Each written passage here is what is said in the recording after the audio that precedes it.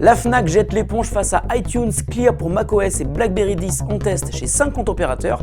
Salut à tous, on est le 1er novembre 2012. Ouais, il y en a qui bossent, c'est le Fresh News du jour. This is funky fresh. This is funky fresh. This is funky fresh. This is funky fresh. 8 ans après avoir été lancé, le service de vente de musique dématérialisée de la Fnac va disparaître fin décembre.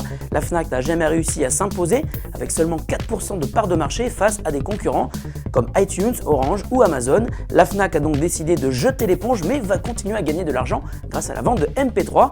En effet, le site de la Fnac devient désormais un affilié de iTunes et va rediriger ses visiteurs vers la plateforme de Apple. Et pour chaque vente qui sera faite sur iTunes en provenant du site de la Fnac, ce dernier recevra une commission. Si vous possédez un compte Fnac Musique, il vous reste donc 2 mois pour solder tous vos crédits. Si vous suivez régulièrement Fresh News, j'espère bien, vous connaissez sans doute Clear. C'est une application ultra simpliste mais diablement efficace. Elle est devenue en quelques mois la plus populaire des to-do list sur l'App Store. Elle propose une ergonomie surprenante sans jamais utiliser les menus de iOS et en tirant parti des gestures sur les e-devices. Et bonne nouvelle, Clear sera disponible dès le 8 novembre sur Mac. Le même jour sortira la nouvelle version pour iOS. Les deux plateformes vont ainsi pouvoir bénéficier de la synchro instantanée via iCloud. Seul défaut, l'appli est payante sur iOS et le sera également sur Mac, mais une fois que vous avez goûté à leur interface, je vous assure que vous aurez du mal à vous en défaire. Clear est évidemment notre appli coup de cœur du jour. On le croyait mort et enterré, mais le BlackBerry prépare son grand retour sur la scène mobile.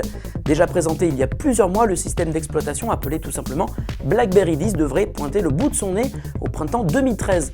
Le boss de Research in Motion, fabricant de BlackBerry, vient d'annoncer que les nouveaux appareils sont actuellement testés par 50 opérateurs mobiles autour du monde. Depuis plusieurs mois, RIM a été sérieusement affecté par un cruel manque d'innovation, mais aussi par des pannes à répétition autour de ses services.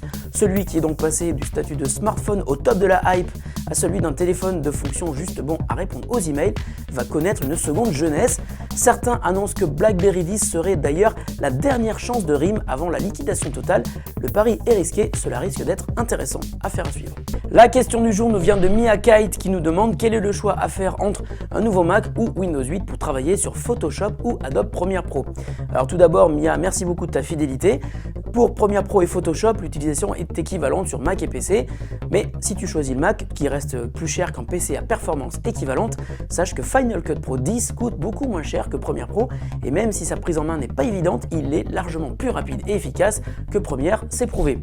Fresh News, c'est fini pour aujourd'hui. Si en ce beau jour férié pour certains, vous passez par la Paris Game Week, n'hésitez pas à venir nous faire un petit coucou, on est sur le stand de l'ESWC avec jeuxvideo.com.